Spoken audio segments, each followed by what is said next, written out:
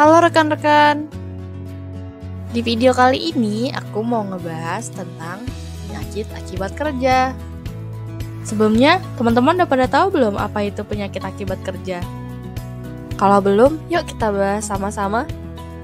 Jadi, penyakit akibat kerja adalah gangguan kesehatan yang dialami oleh seseorang akibat rutinitas atau paparan zat tertentu di tempat kerja. Nah, penyakit akibat kerja penting untuk diketahui karena banyak orang yang tidak sadar bahwa keluhan yang mereka alami merupakan dampak dari pekerjaan mereka sehari-hari. Nah, selanjutnya ada 5 golongan penyebab penyakit kerja. Golongan pertama yaitu penyebab fisik yang berisi suara yang keras, getaran, radiasi pegion, radiasi napegion, tekanan udara, dan suhu ekstrim. Golongan yang kedua yaitu penyebab kimiawi atau berbagai bahan kimia. Golongan ketiga penyebab biologi yang berisi bakteri, virus, jamur, parasit, dan lain-lain. Golongan keempat yaitu penyebab ergonomik yang antara lain seperti posisi janggal dan gerakan berulang. Nah, golongan terakhir penyebab psikososial yang berisi beban kerja yang terlalu berat, pekerjaan monoton, dan stres kerja. Ada beragam penyakit akibat kerja. Keluhan yang disebabkan penyakit akibat kerja bisa dihindari jika kamu memahami penyebabnya dan mengubah kebiasaan saat bekerja. Berikut ini adalah contoh penyakit akibat kerja beserta penjelasannya. Yang pertama, asma. Para pekerja yang sering terpapar asap kimia, gas, dan debu rentan mengalami kondisi ini. Keluhan biasanya semakin cepat timbul jika pekerja tidak memakai alat pelindung berupa masker wajah.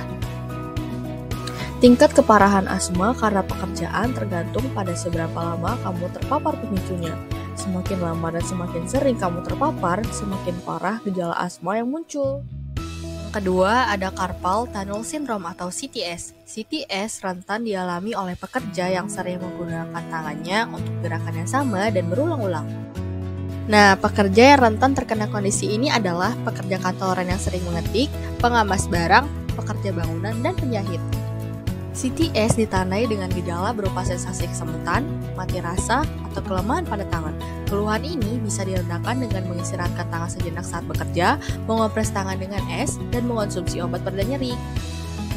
Ketiga, dermatitis kontak. Dermatitis kontak dapat terjadi pada pekerja yang sering bersentuhan dengan zat kimia, pestisida, bahan pengawet, nikel, parfum, pewarna rambut, hingga perhiasan yang dapat mengiritasi kulit atau menimbulkan reaksi alergi. Dermatitis kontak ditandai dengan ruam merah yang gatal, kering, dan bersisik. Kulit juga bisa mengeras, pecah-pecah, dan terasa nyeri ketika disentuh. Yang terakhir, penyakit paru kronis. Seseorang yang bekerja di tempat tambang batu bara, pabrik tekstil, pabrik bahan bangunan, bengkel, atau pengelas beresiko terkena penyakit paru kronis. Nah, keluhannya bisa berupa batuk kronis, sesak napas, atau nyeri dada. Berbeda dengan asma, penderita akan tetap mengalami keluhan penyakit paru kronis meski tidak lagi terpapar pemicu. Ini karena kerusakan paru-paru yang ditimbulkan sudah menetap, sehingga gejalanya akan terus-menerus ada. Oleh karena itu, penderita harus secara rutin memeriksakan diri ke dokter untuk mendapatkan penanganan jangka panjang. Setiap pekerjaan pasti memiliki resiko kesehatannya masing-masing. Kamu tidak mengalami penyakit akibat kerja, jangan lupa untuk selalu memakai alat pelindung diri yang sesuai dan beristirahatlah jika merasa lelah. Terima kasih sudah menonton, semoga video ini dapat bermanfaat untuk kita semua.